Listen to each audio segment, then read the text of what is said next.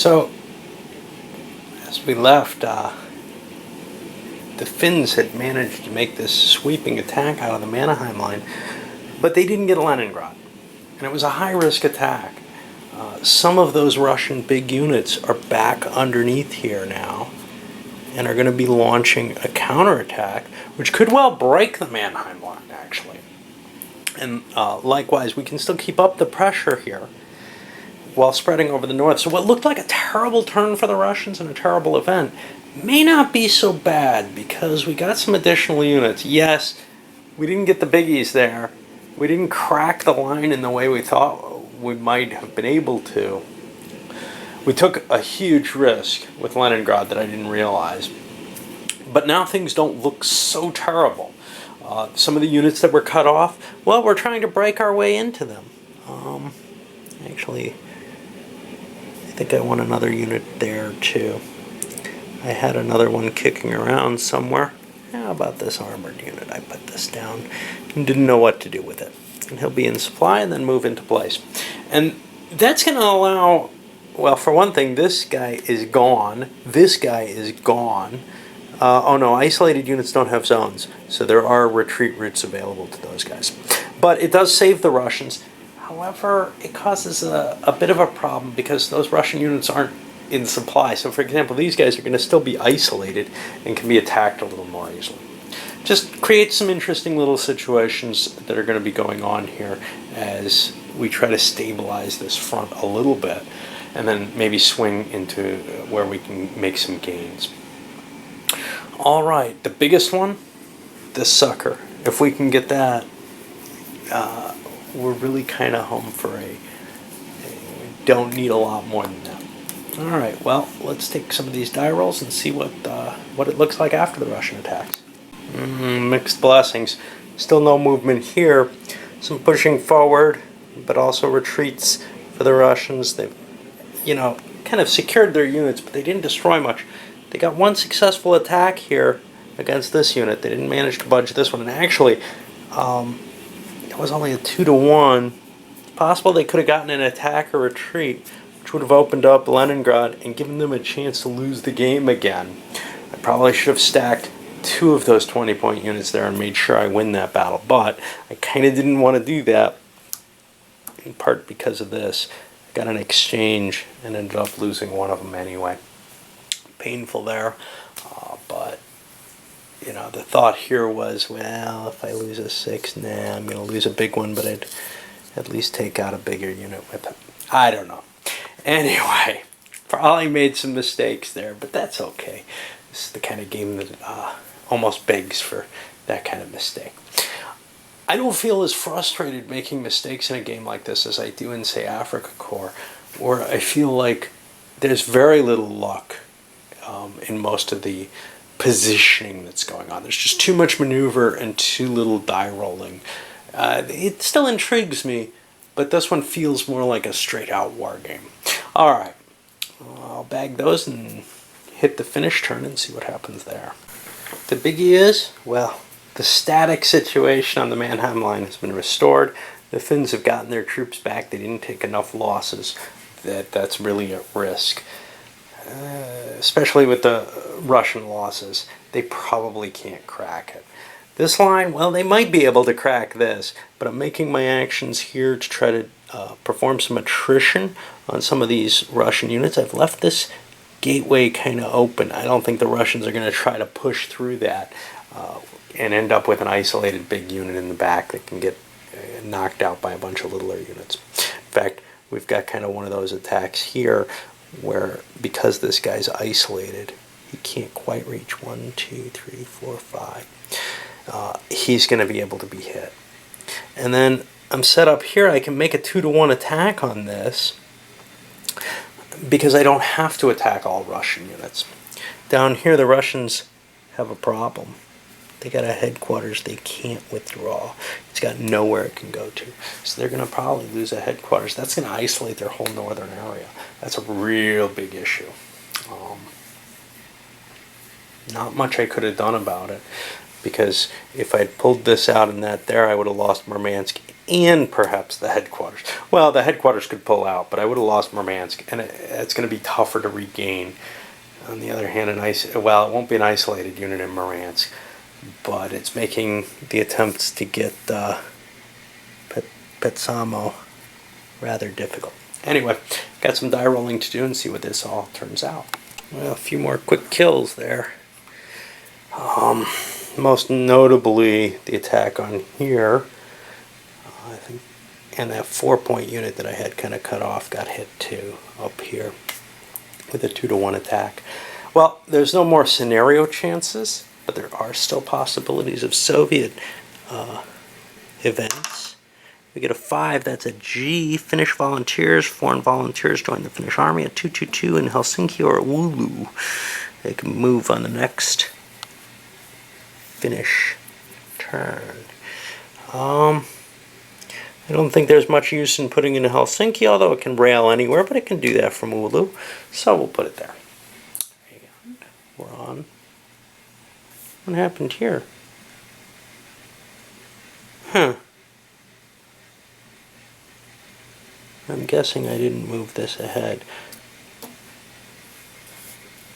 I don't know. I thought it was turn 2 that happened. Shh. I don't know what happened there. Yeah, I think that's right. I'm not sure. Anyway, doesn't much matter. Onward. Russians are finding it necessary to pull back further in most cases. Oh, I forgot to move these guys. Nothing I can do about him. The only advantage, though, is I've got an attack on this that can't be stopped. He has nowhere to retreat to. And these guys, well, there's no attack there because he's isolated still, but that's okay. Let me... Actually, is he 1, 2, 3, 4, 5? No, he's not isolated. Sweet. Okay. I did find a couple of a unit... I did it again. Going to say a unit that's overstacked. Crappies. Alright, I can't have that. Let's just pull these back. I had an overstacked unit. It's so easy to screw up down here and overstack.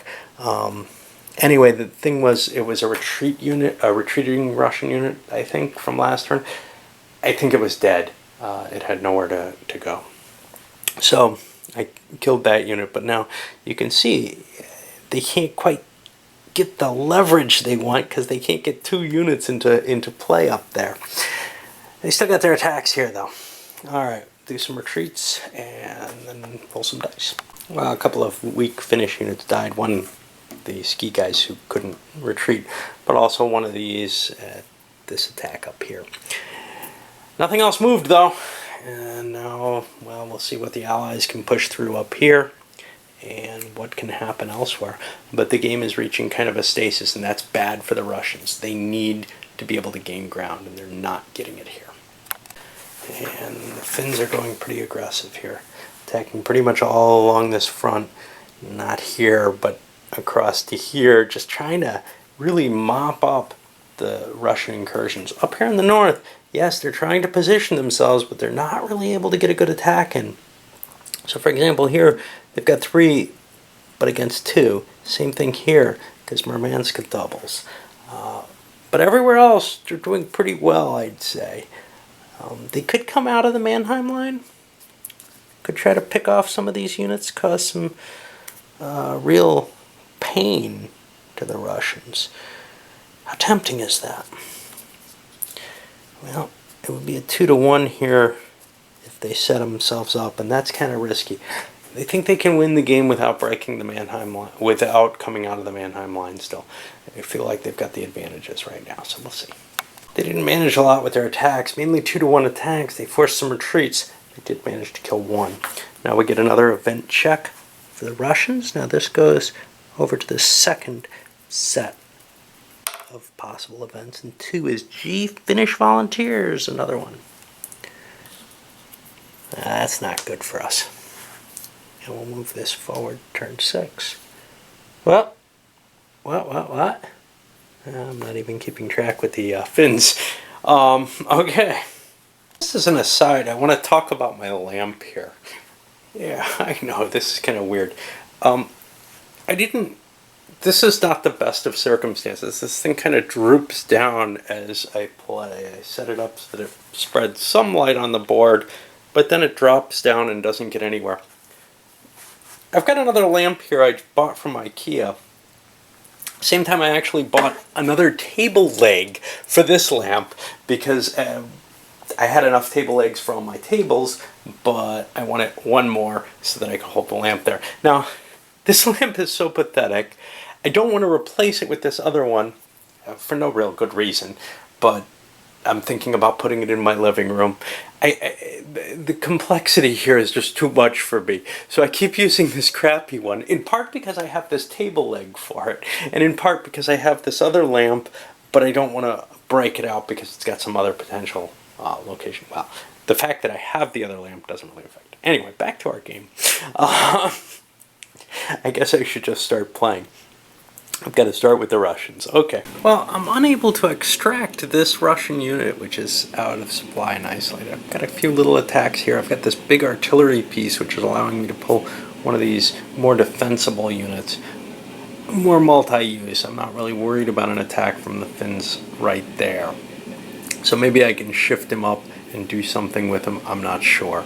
But that's what he wanted to do right now. I'm trying to push some forces over here to try to extricate him. I don't know if it's possible, but it's kind of the best I can do because up here I've got the maximum number of units running off that supply center. Still no movement here. What is it? They've got it as Ladoga Defense. That was, this line was named after someone else as well, and I don't remember who. Anyway, the Russians made a couple 2-to-1 attacks here.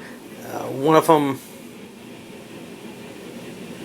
was successful, the other one was an exchange, so they lost approximately equal forces. Finns are pushing forward aggressively again, trying to get into position here. They still can't get an attack off, and it's really hard with all the mountains here. You can't move through those. But elsewhere, they're making lots of little 2-to-1 attacks, just hoping to break the Russians. Now, of course, these could go very, very badly. I couldn't position anything to help here, but I am coming off the Mannheim line and making another attack. I didn't even bring this guy on. Damn. I don't know where to throw him. I'm gonna make him show up next turn because, well, I could throw him down here and have thrown him into that attack. As you can see, that was successful. In fact, a lot of the Finnish attacks were successful, and we can see a high cost the Russians have paid this turn. This is really turning out to be kind of a disaster for the Russians at this point.